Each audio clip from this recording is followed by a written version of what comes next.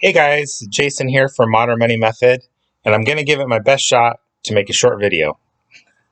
We're back at the Northwest Multiple Listing site, and they did update it just in the past week. So looks a lot different, coloring's different, and there's actually a little bit of error in the alignment of their data. So I do want to make you aware of that. But what I'm going to show today is just a brief overview of why I believe we are in the middle of reenacting the 2008 housing crash. And correct, it's not due to the same factors as before, actually, more dramatic factors, and I'll explain them as I show the data. One of the biggest things I think a lot of people are not taking into account is, and like I said, this is a great site. They have great data for up here in the Pacific Northwest in Washington. Is the fact that in 2007, 2008, rates were ranging from the fives to sixes. And they were in that range for a few years there. So a new battle that we have is these increasing interest rates from below 3% to now over 6%. That is a new factor that is going to play into what is about to occur. And I'll explain a couple other factors that are going to play into what's about to occur. So see here, the adjustment is not correct. These titles are supposed to be one more over. I'm going to make a video that shows this data here in the future, but if you'll notice, the median house prices are coming down while the months of inventory are going up. So that's what I predicted a few months ago, and here we are. So my latest prediction is house sales are going to drop by 70%. And you ask where? Everywhere. It's coming to a neighborhood near you soon. They'll come to different neighborhoods at different times, but it's coming to everyone. So what I want to show you here is the housing market back in the early 2000s actually had its strongest year in 2005.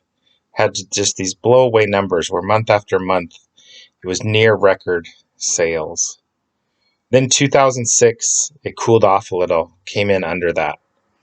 And it wasn't really until about mid 2007 you started noticing, okay, we are now dropping. This is April here in May. We're now dropping year over year, 2 years in a row from 8,800 in June of 05 to 6,800.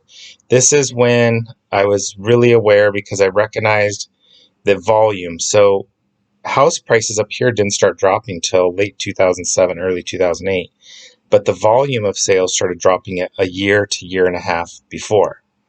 Okay, and we hit a low here, 2,400 units sold in a December versus almost 9,000 right there. So that is a 70% decline. Yes, it's seasonal, and I understand that, but if you go down here, you will see we had some crazy, for 2 years later, we were still in the 4,000s. Look at this, 4,000 in June, when just a few years earlier, we had 8,600.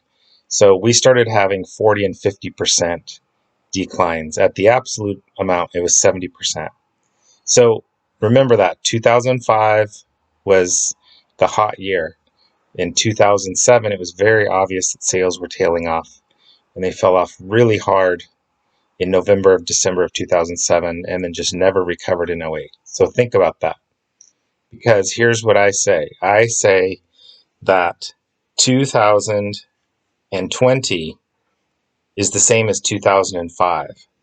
So, because look at this, we had these crazy numbers again, 8,000, 8,800, 9,100, 8,600. We were even strong into the fall and winter in 2020.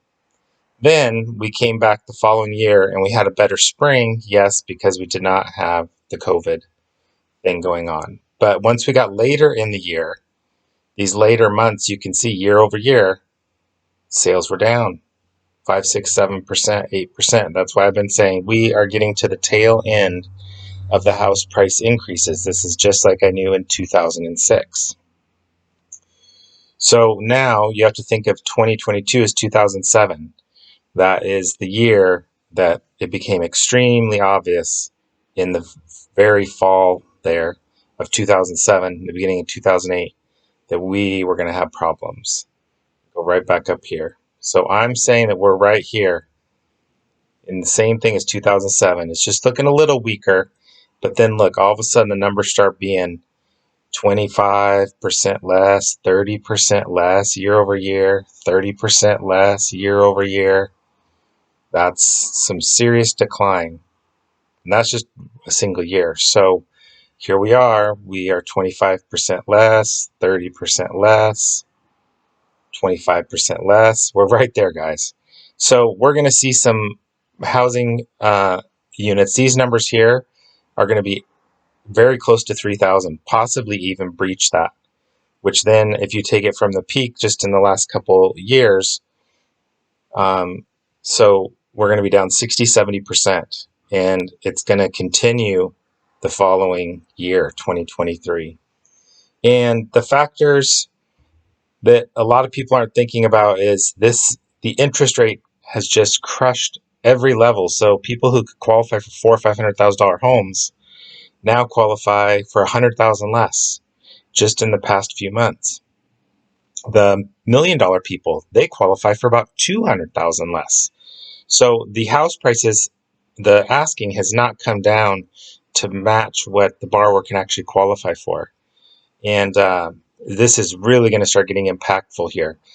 And I also predict that by this winter, December, January, we're going to have 4 months inventory. Remember, we have been under 2 months inventory, people, since 2019 of listings. So mark my words. We were at half of a month a year ago. We are going to approach and possibly breach 4 months of inventory come this winter, probably December, January area, maybe February. And the other factor to realize why it's almost guaranteed that sales will not recover, a lot of people are not being realistic that in late 2020 and 2021, tons of people bought second homes, vacation properties, and all of those things, okay? I know that those prices are different everywhere. There's $2 million neighborhoods. There's $500,000 neighborhoods. Let's just choose an easy number, and let's take $1 million vacation home, okay? So we already know that 40% of all sales in here were not primary residences in this time frame. $1 million home during that time, let's actually just say it's $800,000 home because it has gone up, was about $3,000 to $3,500 a month. So you could buy your dream vacation home, your dream second home for $3,500 a month.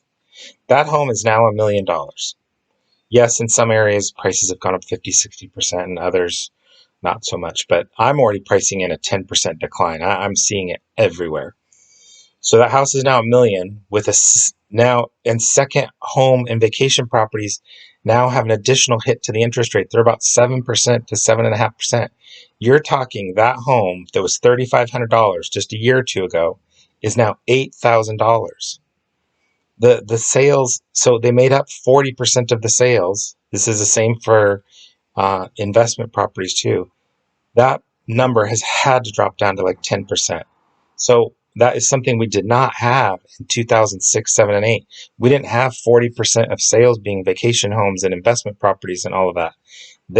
That has been crushed by the rates. So that's just where I'm at. I'm calling for a 70% decline in sales from peak to trough. Yes, using seasonality to my benefit. And I'm also calling for months of supply to go to 4%. And that will not be a balanced market. That will be a complete buyer's market. Sellers, you better sell now.